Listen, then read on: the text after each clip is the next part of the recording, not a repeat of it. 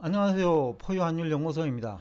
1월 31일자로 미국 연준이 3월에는 기준금리 인하 없다 라는 발표를 했죠. 시장에서는 그동안에 3월 기준금리 인하에 그래도 한 60% 정도는 기대를 했죠. 그런데 연준이 그 포유 환율 연구소의 상대로 3월에는 없다. 그러면 올해 할 것이냐는 아직까지는 불확실하지만은 올도 포유 환율 연구소 분석대로라면 올도 여전히 없을 가능성이 높다라고 보고 있습니다. 그런데 기준금리 인하 없다에도 불구하고 시장금리는 하락했어요. 10년물 금리는 상당히 이제 금리가 하락을 했는데 금리 하락은 국채 가격 상승이죠. 그렇다면 왜 이런 현상이 나타날까? 경제 전문가들은 대부분 연준이 기준금리 인하를 하면 시장금리도 하락하고 인하를 하지 않으면 시장금리도 오른다고 생각하겠죠. 아니면 시장금리 변동이 없거나. 그런데 실제 그 채권 시장에서 연준이 기준금리 인하 3월에는 하지 않는다. 그렇다고 올해 한다라고 한 것도 아니에요. 그럼에도 불구하고 시장금리는 하락을 했다. 그러면 이유는 뭐냐라는 거죠. 그리고 증시에 미치는 영향은 어떨까? 그래서 오늘 이 주제를 가지고 나왔는데 일단 기준금리 인하 없다 해도 불구하고 시장금리가 하락한 이유는 한 5가지 정도로 정리할 수 있겠어요. 우선은 기준금리와 시장금리는 결정 원리가 달라요. 우선은 기준금리는 연준이 결정하고 시장금리는 채권시장에서 수요와 공급에 의해서 결정되죠. 수급은 왜 그러면 그 채권에 대한 수요가 많았다는 얘기죠. 국채 수요가 많으니까 금리가 내린 거죠. 국채 가격이 올랐다라는 얘기는 금리가 내렸다는 얘기인데, 마땅히 이제 투자할 대상이 없는 것도 원인이겠지만은, 주식시장과 채권시장은 대체시장인데, 그동안에 주가가 많이 올랐죠. 그런데 기준금리를 만약에 인하를 안 하면, 지금까지는 기준금리 인하 기대감으로 주가가 좀 올라온 부분도 있으니까, 안 하면 내릴 거다라는 생각도 할 수 있거든요. 투자자 입장에서는 기준금리 인하를 안 하면. 왜냐면 그동안에 기준금리 인하 기대감도 미국 주가 상승 요인인데 다수 경제 전문가들이 그렇게 얘기하고 있잖아요. 포유환율연구소는 경제가 살아있으니까 즉 상장기업이 이제 주식을 발행하는 건데 매출액에 문제 없고 영업실적이 개선되는데 주가 하락할 이유가 없다는 것이 포유환율연구소고, 시장에서는 기준금리 인하 기대감으로 그 주가가 올랐다고 해석을 하는데, 그렇다고 하면 기준금리 인하 없다라고 하면 오히려 주가가 내리지 않겠느냐라는 생각을 할 수 있다는 거죠. 그래서 채권에 대한 수요가 늘은 부분도 있다. 그 다음에 또 하나는 금리는 동결하더라도 기준금리입니다. 물가는 점진적으로 안정되고 있거든요. 전년 동기 대비입니다. 3년 전에 그 물가 수준하고 지금 물가 지수 비교하면 그건 많이 올라 있어요. 그런데 전년 동기 대비로 그 연준도 발표를 하고, 그렇기 때문에 그 주식시장 아니면 채권시장에 미치는 영향은 우선은 전년 동기 대비 물가 수준이 중요하죠. 그래서 이제 그 전년 동기 대비 물가만 안정된다면 시장금리는 하락해도 큰 문제 없다. 앞에서도 얘기한 대로 주식과 채권시장 대체시장인데 보완시장이기도 해요. 금리가 내리면 주가도 올라가니까. 그럴 경우에는 채권시장과 주식시장 보완시장이죠. 또 하나는 유동성 측면에서도 채권 가격이 오른다는 얘기는 채권 투자해서 돈 번 사람이 많고, 또 기업은 회사채를 발행하니 그 회사채 금리도 소폭 하락한다면 기업한테 유리하니까 주가 상승 요인이고, 그런 경우에는 보완 시장이죠. 또 다른 한편으로는 투자자 입장에서 주식에 투자할까? 아니면 채권에 투자할까? 이런 또 망설임이 있을 테니까 지금 주가 많이 올랐어?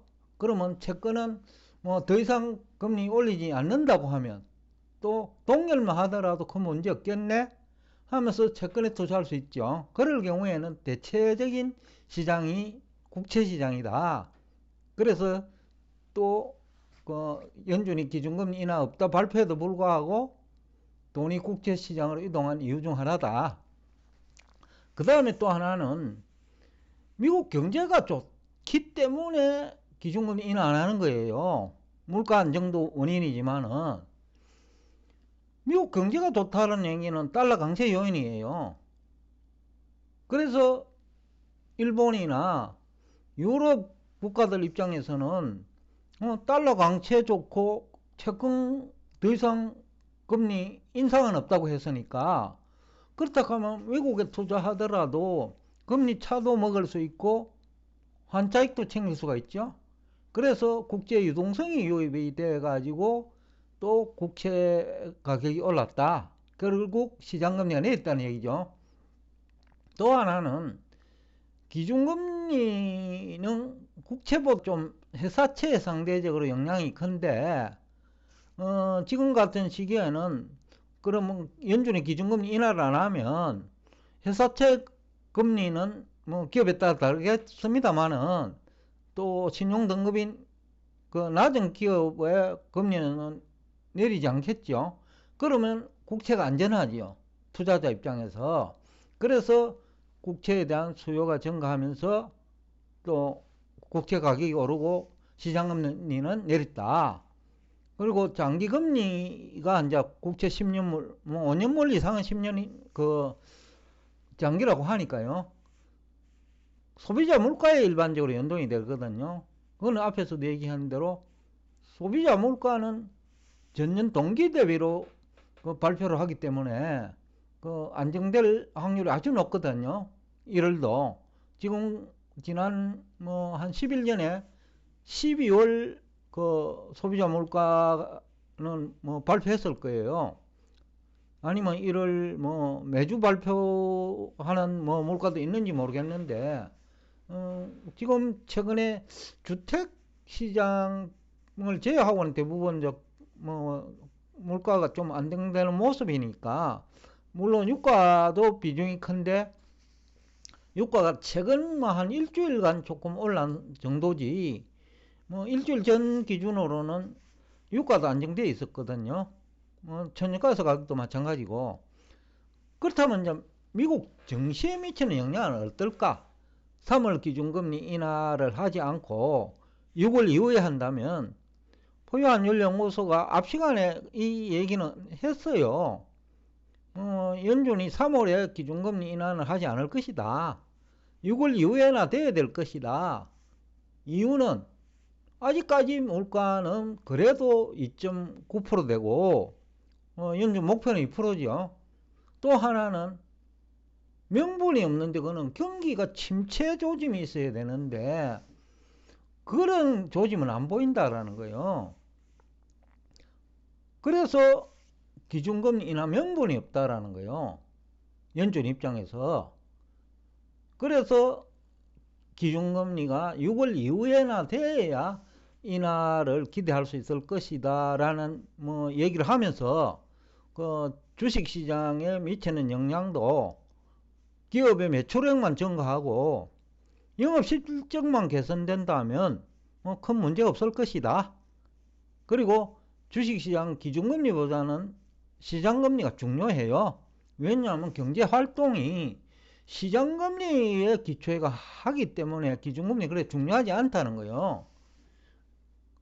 그래서 1월 31일자로 시장금리가 큰 폭으로 내렸기 때문에 증시에는 호재지요. 하루를 놓고 보면 주식 투자할 돈이 채권시장으로 이동했으니까 어떻게 보면 자금의 이제 이동 측면에서 채권 가격은 내리고 주가가 내리지만은 금리가 내린 것 자체는 주식시장의 호재다라는 거죠.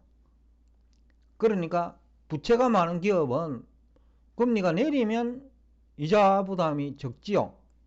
그러니까 영업실적이 개선된다라는 거예요. 그 다음에 전체적으로 국채 가격이 오르고 이러면 소비 여력도 향상되니까요. 왜냐하면 미국은 채권 투자하는 개인들도 많아요. 가게도 많고. 그렇기 때문에 채권 가격이 오르면 또 여유자금이 생기니까 주식에 투자할 수도 있고, 또 시장금리 내리니까 기업 실적에도 긍정적인 영향을 주니까 투자할 수 있죠. 주식시장에. 무엇보다 이제 보유환율연구소가 항상 강조하는 미국 실물 경제는 여전히 튼튼하다. 1분기에도 그럴 거다. 그래서 지금 전반적으로 보면 큰 문제 없고, 또 하나는 2023년 초부터 이제 AI 혁명이 불었는데, AI 바람이 불었죠. 이게 산업 전반에 영향을 줄 수밖에 없어요. 지금 먼저 1년밖에 안 됐기 때문에 아직도 확산 과정에 있다. AI 혁명은. 그런 측면에서도 실물 경제가 꺾일 만한 이유는 1분기 내지는 2분기까지는 없을 것 같다. 그렇다고 하면 미국 증시에 미치는 영향도 앞에서 얘기한 대로 큰 문제 없을 것이다. 오히려 조금 조정을 받으면 매수 기회로 활용할 기대 수익률이 높을 거다 라는 얘기를 하면서 오늘 여러분과 대화를 여기서 끝내겠습니다. 오늘도 끝까지 경청해 주셔서 대단히 감사합니다.